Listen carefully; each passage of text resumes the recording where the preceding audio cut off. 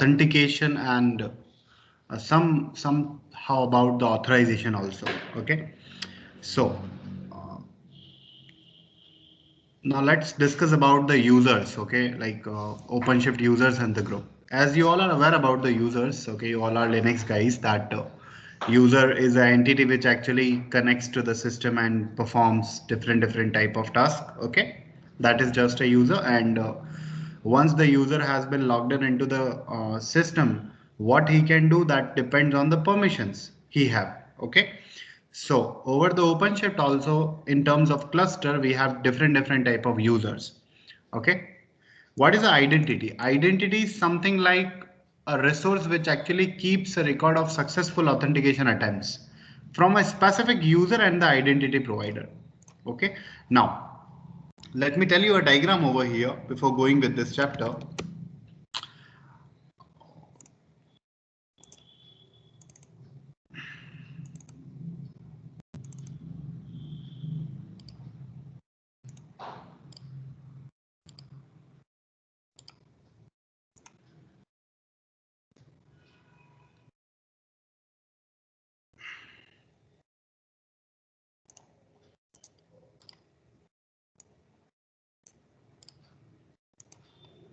Now,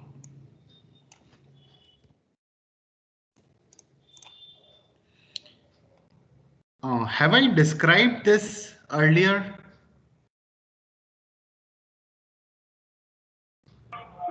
No. I'm just thinking that I'm just have an idea that I've described it. Okay, no issues.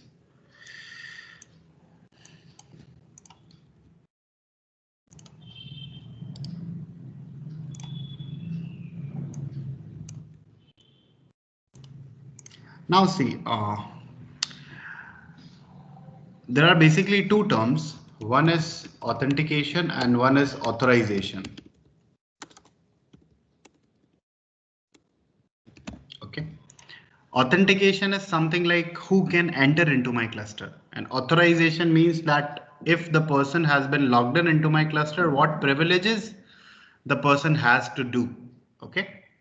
Authorization is actually controlled by the RBAC, role based access control, like the way you manage the roles on the AWS. Okay. And authentication is actually managed by the OAuth server, which is actually running on the master. So this OAuth server is actually running on the master in the pod. Okay.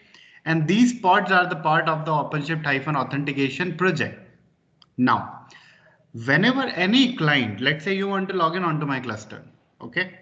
Obviously, for you, I need to create some users and some passwords. Okay. Now, there are two ways by which you can log in onto the cluster. Number one, by username and password. And number two, by a file, and which is called as a kube config file. Okay. If I give you this kube config file, okay, of my master server, then you can do anything on my master server.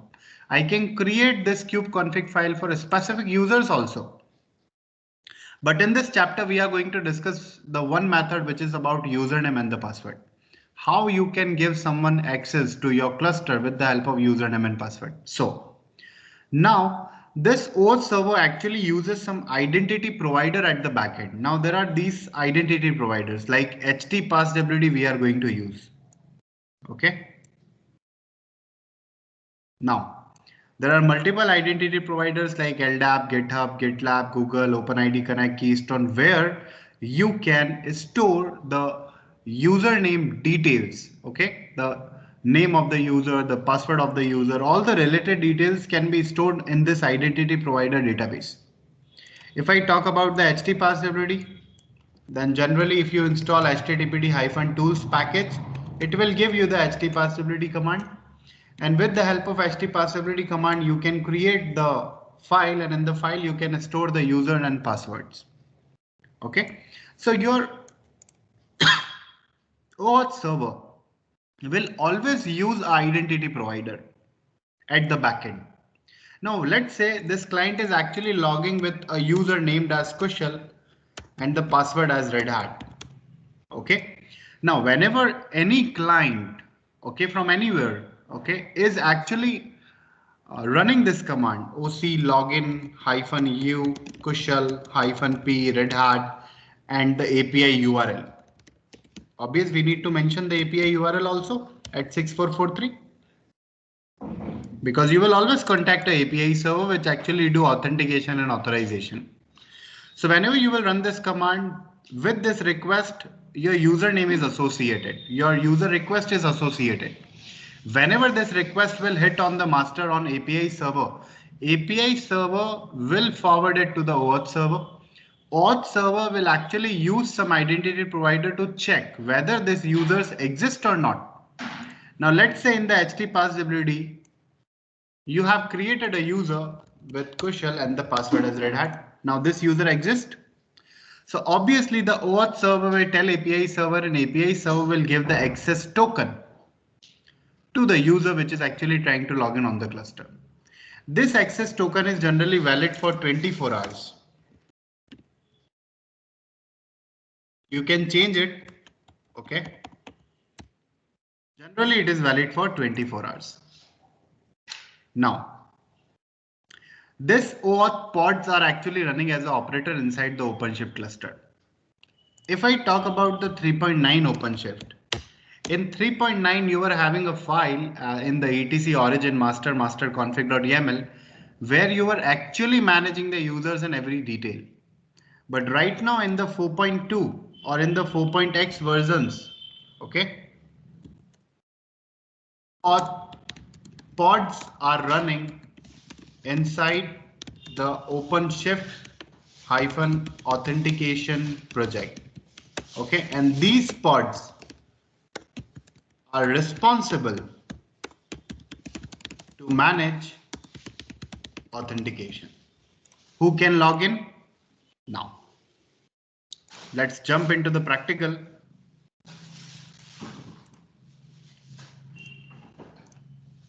Let me go on my workstation.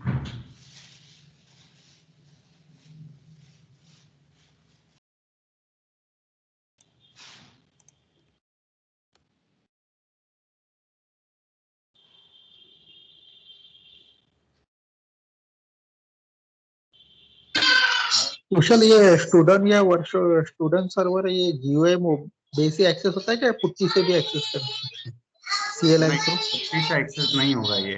Okay, यहीं से access होगा. Now,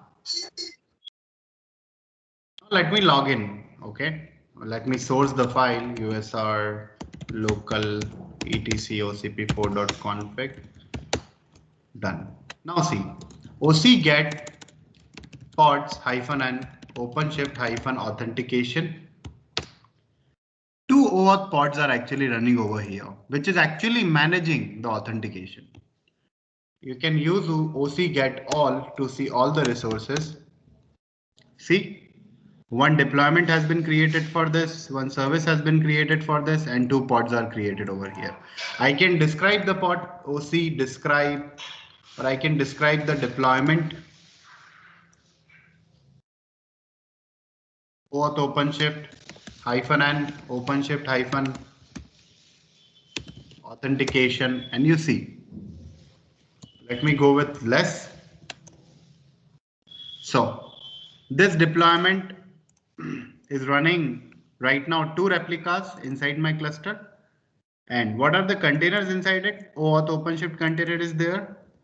Okay, and it is listening on port number 6443. And some arguments are there.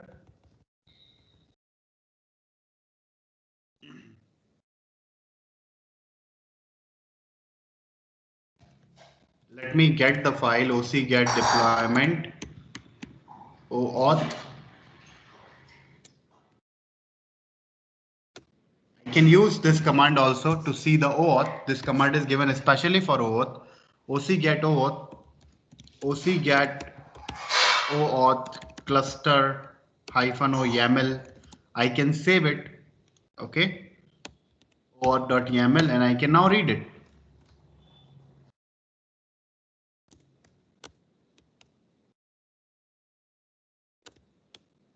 Inside this OAuth file, you see, right now, one identity provider is actually being used, which is HTPassWD. Okay. And this HTPassWD is actually using a secret which is named as local users. In that particular secret, all the informations are actually being stored in the form of key value pairs. Okay. Secret generally stores the key value pairs in the encoded form, base 64 encoded form. Type is what? HTPassWD. Now this identity provider I am using right now, I can see the secret OC get secret -n OpenShift authentication, and I can grab it.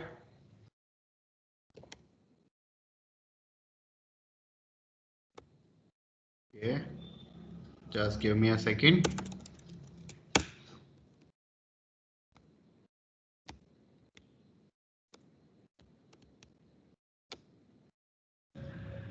Now there is a secret called as local users. Inside this secret, all the informations are actually stored. I can describe it. OC describe secret local users -n OpenShift -config. And right now it will not tell me anything. I need to edit it because secret would not show you the information directly on by viewing it. You need to edit this. Inside the edit, you will see that this is actually using some base 64 encoded data over here. Okay, now I can pick it and I can decode it. Clear? Now,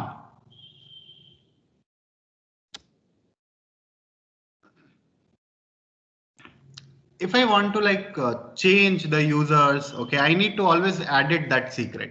Okay, we will do a practical in the end of the session. Clear? Now, so overall, one OAuth server always runs on your master server. There are generally two pods of these OAuth server, which is running in OpenShift-authentication project. Okay, and the name of this OAuth is cluster. Okay, you can edit it. You can change the identity provider. Right now, the OAuth is using the HTPassWD as an identity provider. Okay, where you are managing the details. Okay, and these details are actually being stored inside a secret. And you are passing this secret to this HTPassWD. Clear? Now. Sorry, Kaushal, can you please repeat that secret one word? I'm saying that all the users and the password related informations are actually stored inside a secret. Okay, okay. And you are passing this secret to HTPassWD. Okay. Okay, passing the secret in the HTTP that particular HTTP password file. Yeah. No. This secret is actually stored in this file, temp HTPassWD. Right. Okay. We can store a complete file inside a secret also. So I have almost mentioned all the username and password over here in the encrypted form. Okay. After that, I have stored this complete file inside a secret. Got it? Okay. After that, I have passed this secret to HTPassWD. Clear? Right. And HTPassWD is being used by the OAuth server. Okay.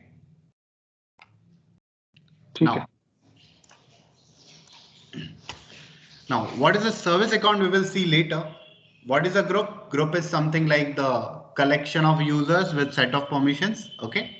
Like if you want to give the same permissions on to multiple users at the same time, you can add them into a group and you can attach a role with the group. What is a role? A role is a set of permissions that enables the user to perform API operations. Okay. There are two types of role. One is cluster role. One is project role. It's something like, let's say right now there is a role which is called as cluster admin. This is a cluster role. Okay. Now, if you are attaching this particular cluster role to a user named as Kushal, then Kushal can do anything on your cluster because and whenever to whichever user you are attaching this particular cluster admin role, he can do anything. So this is a cluster role. Okay, one role also is there, cluster status.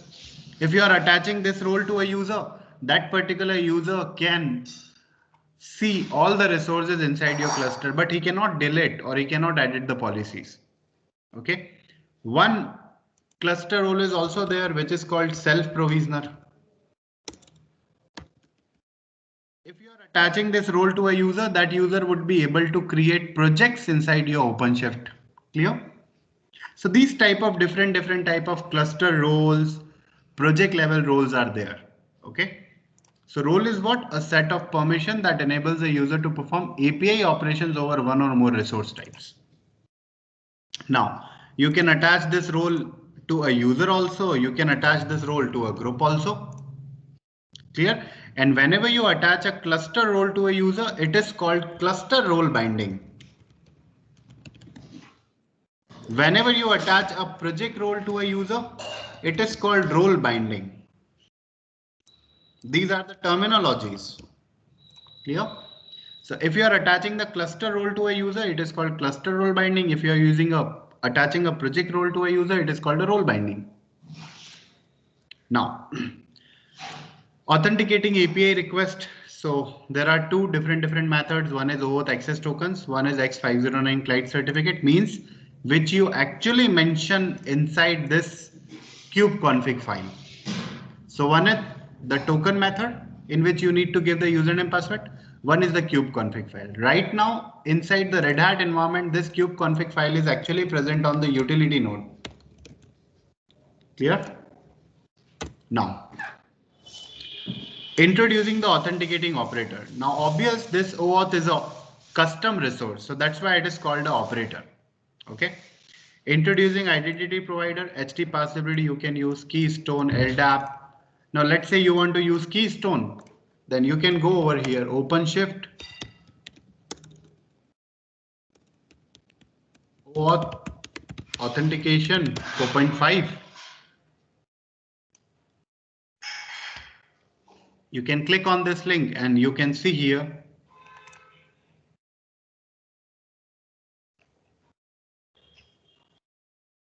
कुशल अभी by default कौन सा authentication use करते हैं? OAuth.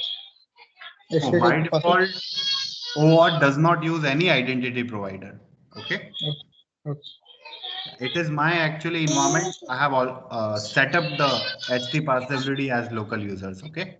By default, if you will log in onto your cluster of Red Hat, then there will be no identity provider. Okay. Okay. There may be then IP server they are using. Only you will be able to log in with one user, which is kubeadmin. Okay. There are multiple options. You can also set allow all. You can also set deny all. You can set HT passability. Okay, like this. Allow all will allow anyone with any user. Okay. Now, right now, there are different type of identity providers. Let's say if you want to configure LDAP, then go on LDAP and see how you need to write it. Everything is given over here. You need to write the identity provider name, LDAP, mapping method, type, all the IDs, distinguished name, mail, common name, UID, everything you need to give over here. So everything is given on the documentation. You just need to follow it. Okay. There is one other option you are able to see, that is Keystone OpenStack. Yeah, this is Keystone. But how it will be used? This will come in picture in. I don't have any idea about the Keystone because I have never used OpenStack. Okay. But you can pretty read the documentation, Manish. Okay. Okay. I'm just telling that you can configure the Keystone by editing the OAuth. Clear? Okay. Right now we are using a HT passability. If you want to use Keystone, then you need to edit the OAuth file like this, and you will give the related informations over here. Okay, URL, domain name, everything related to the OpenStack. My point is here, I think we cannot use on a bare metal server as a Keystone. that will be possible when we deploying the OpenShift on the top of the OpenStack. So that service will be used as a Keystone service will be used as a auth service for that particular OpenStack setup. Okay. I think that is the only scenario will come in picture of the Keystone. Okay, you mean to say that Keystone will be only used when we install the OpenShift on the OpenStack platform? Yes. Okay, that's a good knowledge for me. Great. So Now, as a because the Keystone is as a OpenStack services, right? So they cannot install as a normal outside. So only that scenario this feature with this identity feature will can use. can use. Obvious, the person, if the person is actually using OpenStack, then he would be interested to using Keystone. Otherwise, Correct, we correct. will always use HT passability or LDAP like that. Okay. Right, right, right. Yes. Now, LDAP, GitHub, OpenID Connect, lot of there. Now, authenticating as a cluster administrator, one is kubeadmin virtual user and password that grants an OAuth access token by which we actually log in into the cluster. One is kubeconfig file that embeds an X509 certificate that never expires. Okay. And in the Kubernetes, there is a long process to create this file actually. Okay, you need to generate the certificates. Okay, you need to create the contacts, everything you need to create. Okay. Now, authenticating using the X509 certificate. So in this, generally this kubeconfig file is actually located on the utility node. Okay, we can copy it. Like I can go inside the utility node. Just a second. This is my utility node.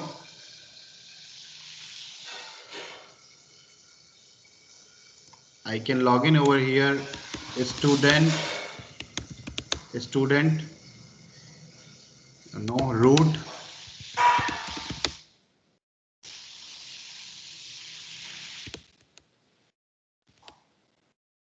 Root Red Hat. Okay. Now where is the file?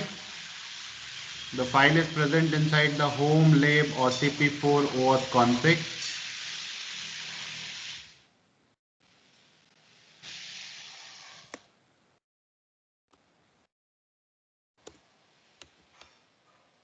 I can copy this file, cat kube config. I can print this file. You This is the login complete. into you login into which server? Utility server. Yes, yes. Because this kube config file is present over here now. Okay. Just give me a second and let me. I need to SCP this file actually. Just a second. SCP, what is the IP address of my workstation? I don't know, it would be pingable or not. Let's try Control C. Sorry. Copy. Ping 172.25 250.9. It is pinging SCP kubeconfig root student at the rate 172.25.250.9 / student.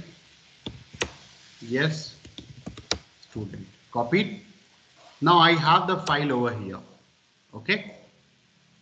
Now I can use kubectl, sorry, OC get nodes command, OC get nodes. Right now it is giving me the detail because I have logged in with kubeadmin user. Now let's suppose you are not having any username and password, but you have this kubeconfig file. Then what you can do, OC and hyphen config kubeconfig get nodes.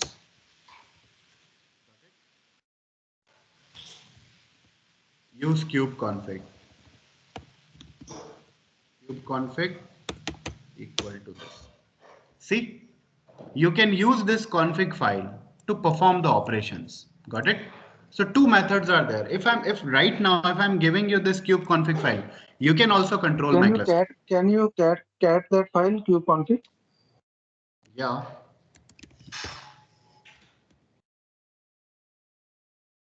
Everything is given over here. Cluster, the certificate of the cluster, after that the IP address of the API server. can you make a copy of that file again and do some changes? Then see it's No, that I cannot do right now, Manish. Okay, that is the part of the Kubernetes, Manish. Okay. why Kausha, you are filtering everything now. No, actually, it is a part of Kubernetes. Okay. We actually tell this in Kubernetes that how you can generate this file. Okay. I have the documentation if you want it. I'm not saying no. Okay. But I can give you the documentation. We tell this in the RBAC chapter actually. Okay.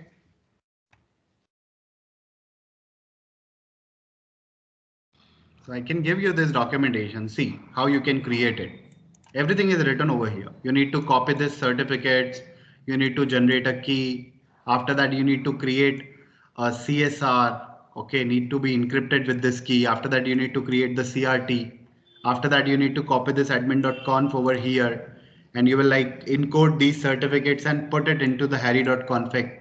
After that, you need to place this file inside the home directory of the user inside .cube folder over here config. And after that, the user you can provide this file to user and user can log in inside the cluster. Got it? So these are the steps of the Kubernetes. I can provide you this documentation, but right Okay. now I will not be able to do the practical. Okay.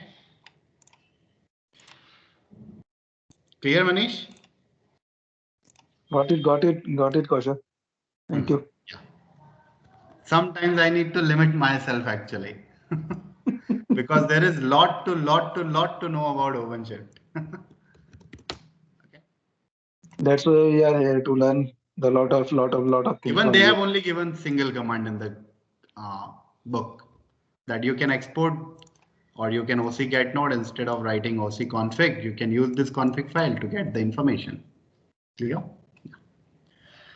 Now authenticating using a virtual user. So generally we did it OC login -u cube admin -v. We have given the password with the environment variable. And after that we have written the API URL. Okay. Now, if you want to delete this virtual user, let's say you want to delete this cube admin user, then you can delete it. You just need to delete the secret because the information related to this user is actually present inside the secret. So at the moment you will delete the secret, the ID password will be deleted and your cube admin will be deleted. After that, you only have one option to log in with cube config file. Okay. Now, configuring the HT passability identity provider. So configuring the OAuth custom resource, you can edit the OAuth, you can select your identity provider. This is the name, okay, which you want to give to your identity provider. One more thing I wanted to tell you over here. It is not like that you cannot use multiple identity provider. In a single OAuth resource, you can use multiple identity providers. Okay, maybe I want to store the information of 10 users in HT passability. For 10 users, I want to use LDAP. For 10 users, I want to use Keystone. Then I can do that. So I can use multiple identity providers inside a single OAuth resource. Clear? After that, so this provider name is prefixed.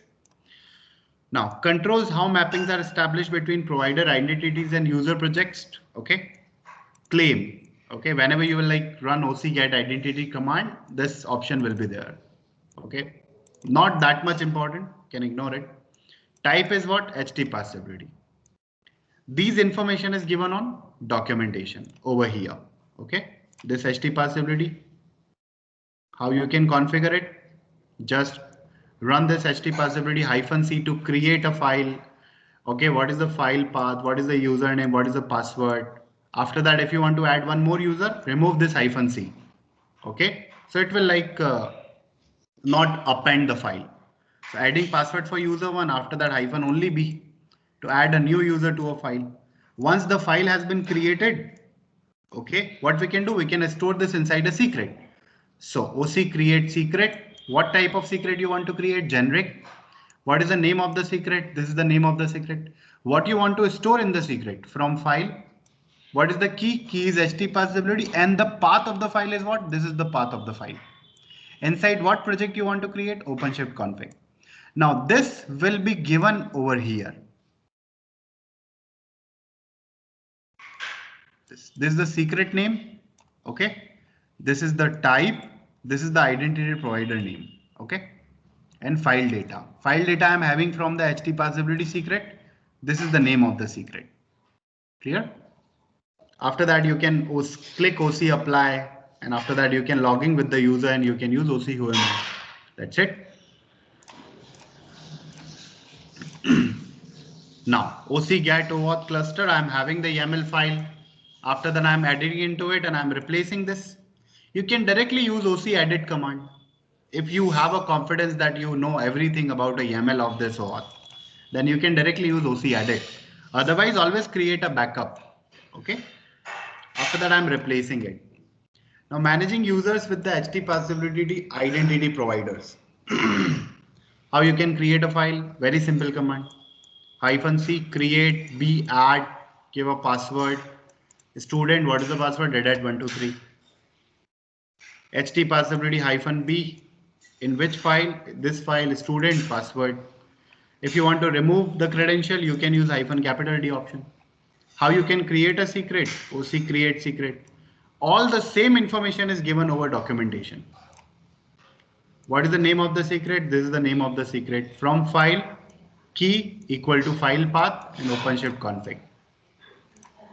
Now, extracting secret data, OC extract secret HT passability -secret and OpenShift config. Okay, very easy command. Updating the secret. Now let's say if you want to add some more users over here, okay, then obviously you will update this file. Let's say you have used Rajat Red Hat. You have added one more entry over here. Obviously you need to update your secret. Once the secret have been updated, you need to update your OAuth also. Obvious, you need to relaunch it. Clear? Sorry, कौशल आज मेरा दिमाग सही चल नहीं रहा. तो मैं जो सीक्रेट समझ पा रहा हूँ, what I understood that we learned in the Kubernetes lecture that we need to hide our confidential data in particular file, correct? Yes. Right. So we have one file that called HTTP password where we are storing all the password, right? Yeah. One file we are having as this file /temp. HTTP temp is equal to temp में जाके HTTP password, right? In this file, we are storing all the user and password. Right. So whatever we after that, we are storing this file inside a secret. Storing a file in the secret. Yeah, this is the key, and in the value we are passing a file. You can store a complete file inside a secret also. Okay, I'm storing a secret, showing a file as a secret, right? Yeah. Generally, inside a secret, you always store a key value pair, Manish. So you are saying that if a normal user don't want to see that particular file in that particular not able to see this, right, in the temp folder. Yes. Correct. Yes. Normally, only admin can see that the admin HTTP password file, right? Only admin can see this actually. Okay.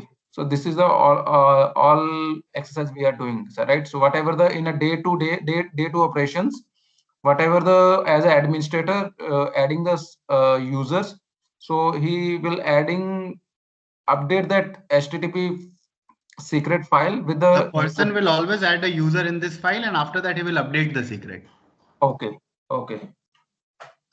So this is the exercise we will do that. Yes. After that, right?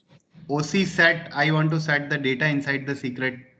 What is the name of the secret? This is the name of the secret. Okay. From file, this equal to this. Now this is a new file, obvious updated file, - and OpenShift config. So N is basically project name.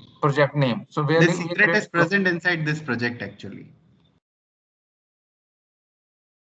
Secrets are namespace oriented. Okay. So by default, this is the admin project, right? We can say that.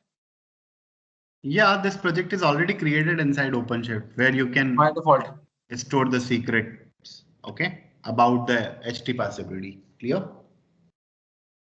No, that -n is not clear to me. Sorry. -n is the project name.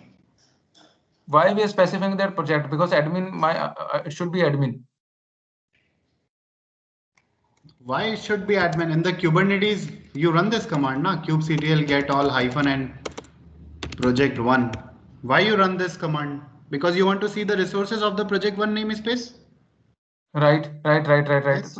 So in the OpenShift, we call namespace a project. It is a namespace, but you call it as a project inside OpenShift. Okay. No, that I'm clear that in Kubernetes we are called as a namespace. Here we called as a project. That is, Let's say there is a Manish namespace and there is a pod Manish you have created. If you want to store some of the environment variable, then you have to create the secret over this namespace only.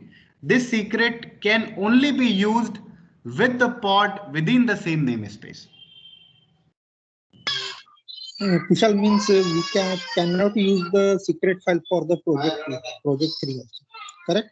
I'm right? You cannot use a secret of one namespace into another namespace. Okay? Yeah. Clear? Inside this money namespace, if you have created a pod and if you want to use a secret, you need to create the secret inside this namespace only. Okay? I got your namespace oriented. Yes, got your point. My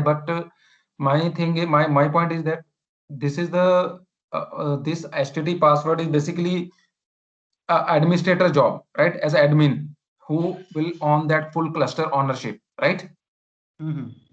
So OpenShift config is a by default project is created by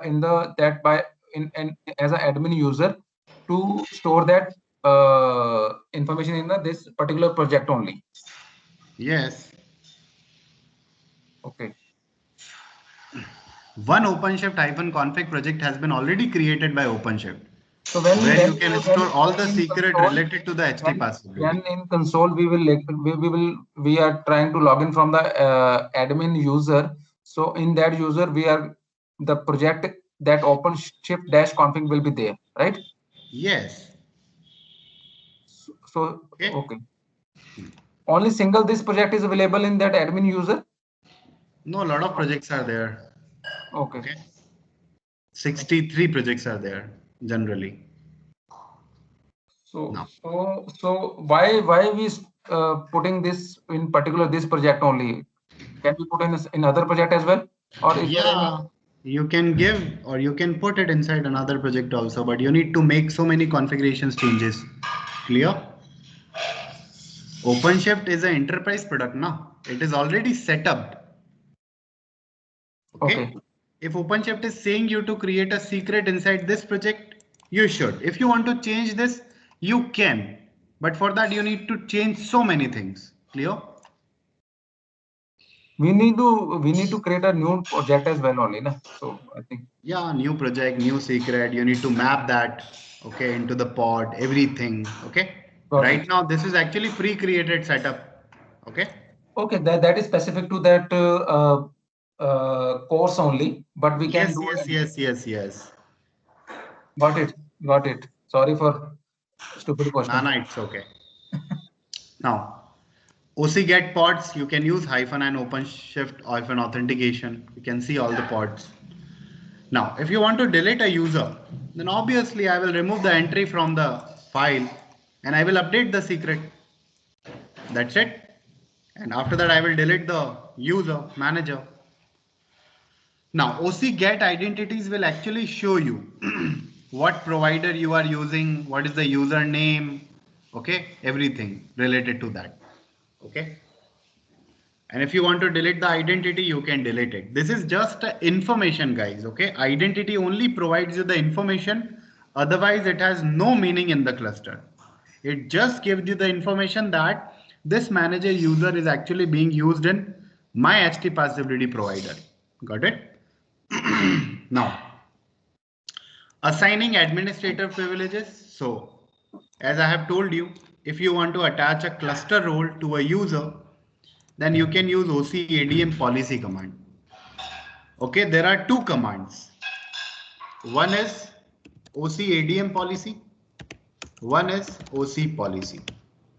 OCADM policy is used to attach cluster role. OC policy is used to attach project role. Got it? Now, OC ADM policy, add cluster role to user. What role you want to attach? Cluster admin. This is a pre-created role. You can also create your own roles. Okay. And to which user you want to attach? A student. Now the student user is able to do anything with the cluster because it has this role. Clear? Like the way you give permissions on the AWS. Now, this is the guided exercise. Lab, auth, provider, start. Let me copy it. Okay, you can do this lab. Source, I'm sourcing it. Okay. Okay, we can do this lab. No issues. Copy.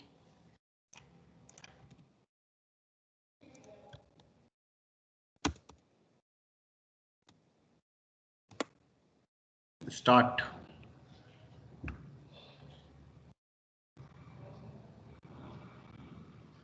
Ready? Now.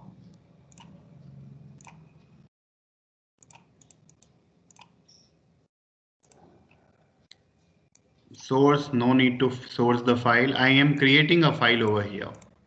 htpasswd-c. I can create a file htpasswd-c-b. In which folder I want to create it over here? htpasswd. Okay. Let me use this location. Any location you can use. Red Hat. Now you can cat this file.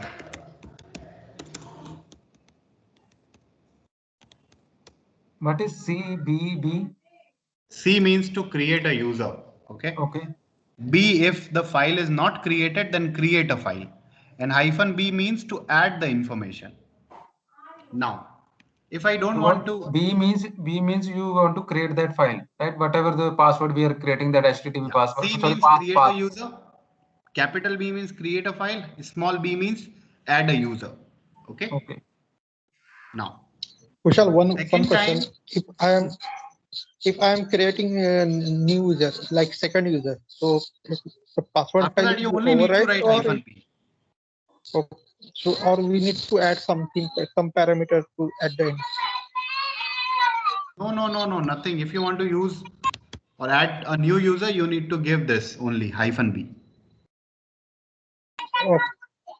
Okay. Like here, only it is using -b. If second time also you are using -c, it will overwrite the file. It will remove this admin. Okay. Yes. Developer. So. Okay, if I will create again -c, then it will replace that file. Yes. It will replace. All the user will be replaced. Only that particular user will be there. Yes. Now admin developer, 2 users are there. Cat the file. Now OC login cube admin. I have already logged in with this user. Now I am creating a secret. Okay. OC create secret. What is the name of the secret? Generic local users. --from -file equal to htpasswd equal to path of the file. What is the path of the file? This is the path of the file. Copy.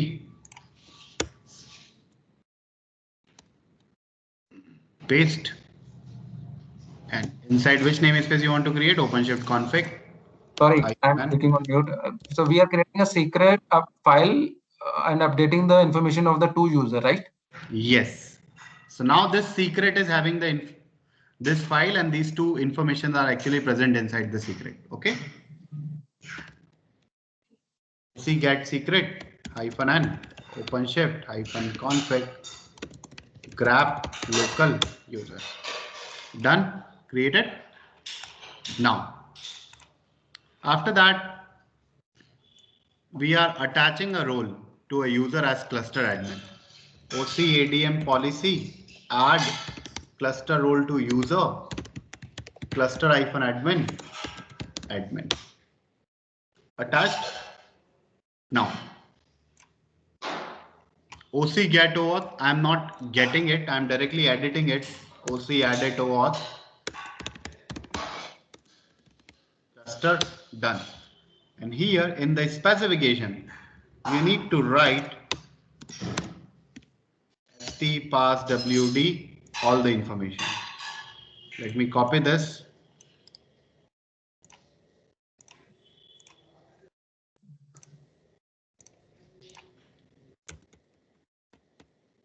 Not able to understand this part. This step. Sorry, Kaushal. No, I'm entering the details now about the identity provider inside the OAuth.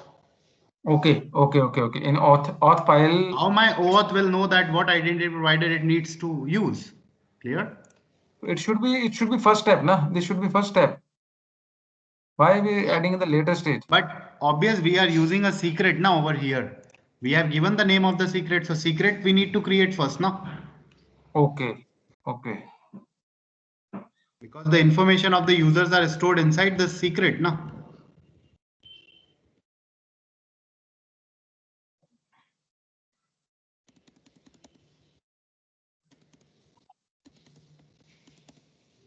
Let me check the indentations. HTTP already mapping this, done.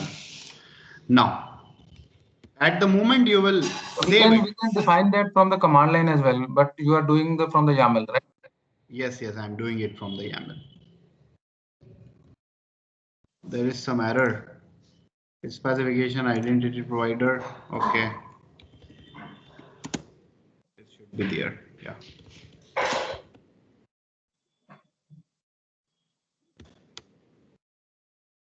What error it is giving me? We added OAuth cluster.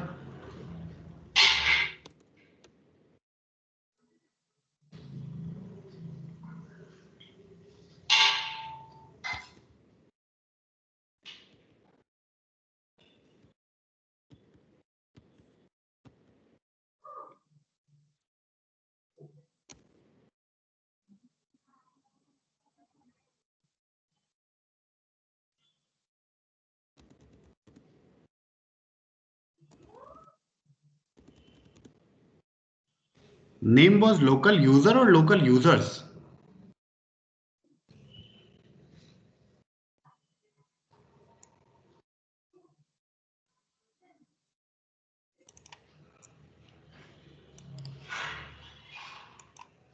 Copy. Done. OC get pods -n OpenShift -authentication. Now see, these pods are actually going to terminate in few seconds. Terminating. New pods are getting created of OAuth.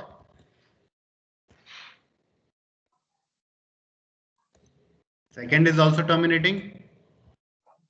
So what just you did that, you have opened that particular container file or what configuration file of auth, right? Updated Yes. updated the information of HTTP password and corresponding secret name, and then the old container has been deleted and a new container will be updated, right? Yeah. Pods, not containers. Sorry, pods, right? Yeah. After that, now you can log in as an admin user. OC. Now see, if you want to see all the users right now, it will not tell you any users. Once you have to log in with one user, admin -p, admin or Red Hat, logged in, OC login -u, developer -p, developer. Now you can use OC get users command. See, you have two users, admin, developer.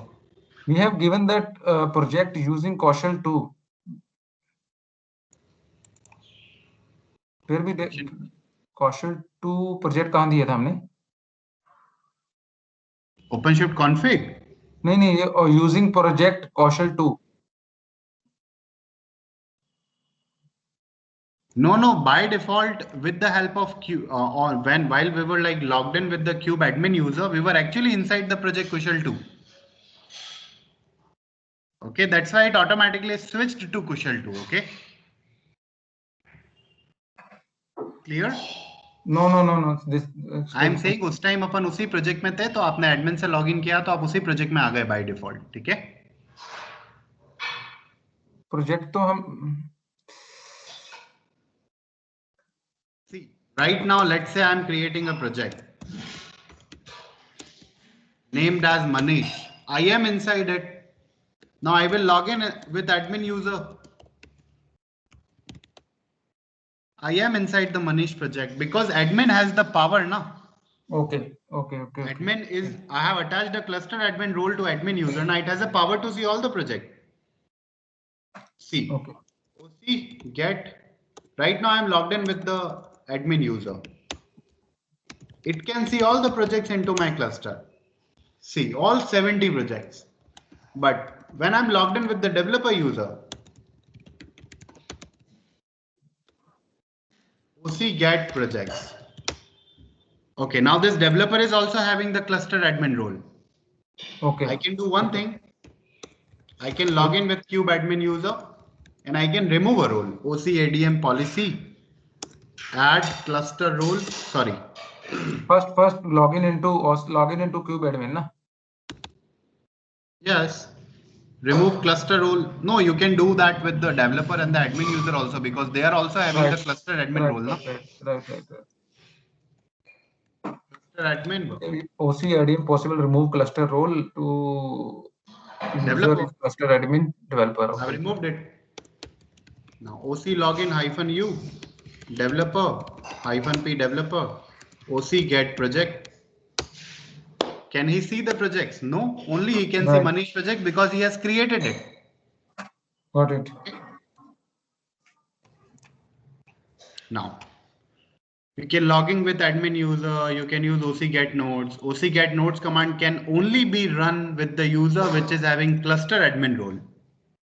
With the developer, you cannot see the get nodes because the developer do not have any permission.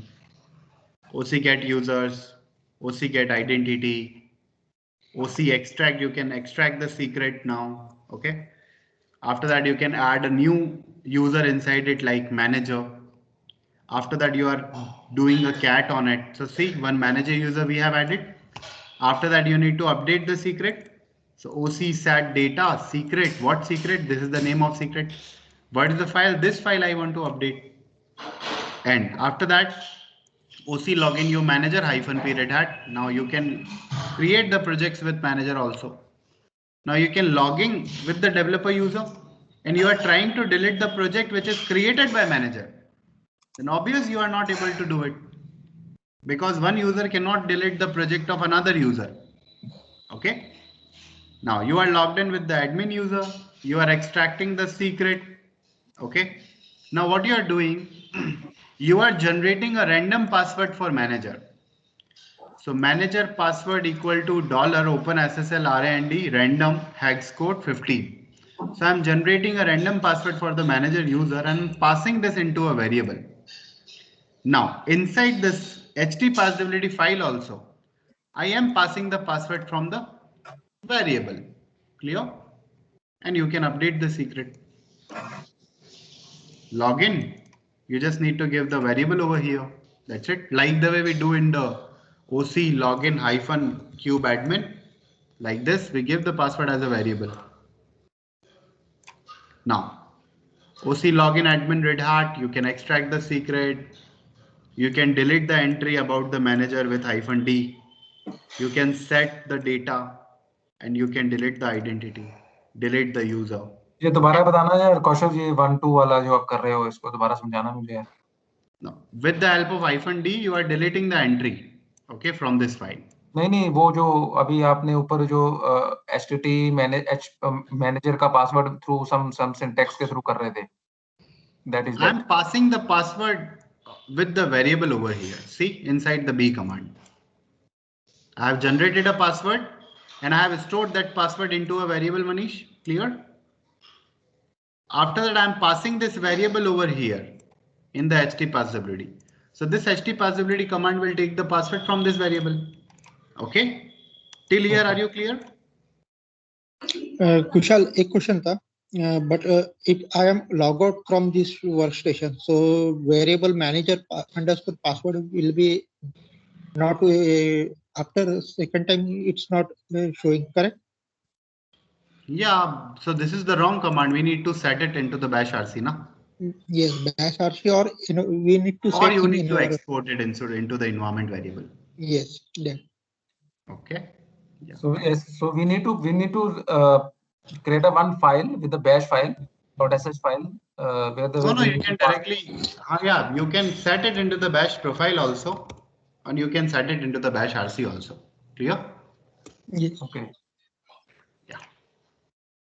Okay, I have set up this wallpaper on my system. Really, it looks stunning.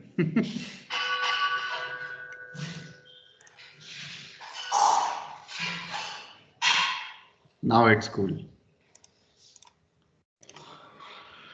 So we are generating a random password, storing it into a variable, and we are passing the variable over here. After that, we are updating the secret, and that's it. While logging with the manager user, we are giving the variable.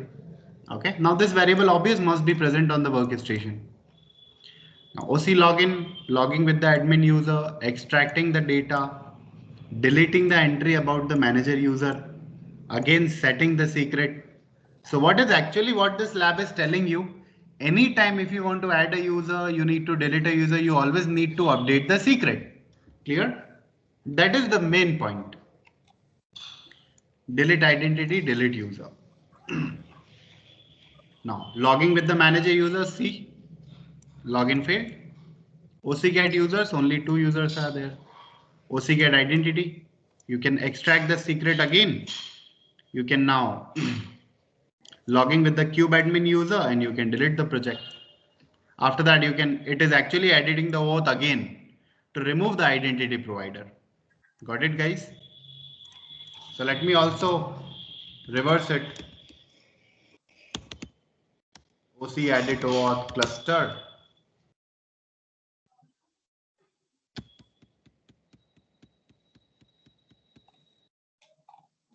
Put a curly brace over here. Done. Now in this specification, we can give that allow and this one, right? Yeah, for that you need to see actually what you need to write on the documentation. Okay. Because in the 3.9 Manish it was available. I am not aware about the 4.2. Okay. Okay. 4.5. I think allow all OpenShift. I think it is allow all identity provider. Maybe it is available. We will check it. Now, delete the identity. Lab is finished. Summary. So this is the allow all, but this is the documentation of 3.10. Okay. You need to give like allow all password identity provider. But I need to check it for the 4.5 actually.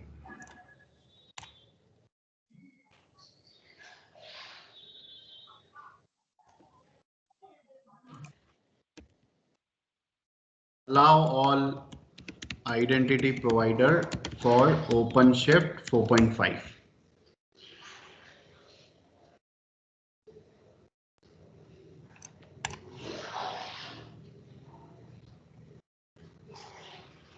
No, Manish, this is not available. Okay. Okay. There is no allow all. You have to go through some identity provider. Okay. It is not there. So chapter 3 has been completed. Now tomorrow we will proceed to the chapter number 4. Okay. Controlling access to the OpenShift resources. What is RBAC and everything. Okay.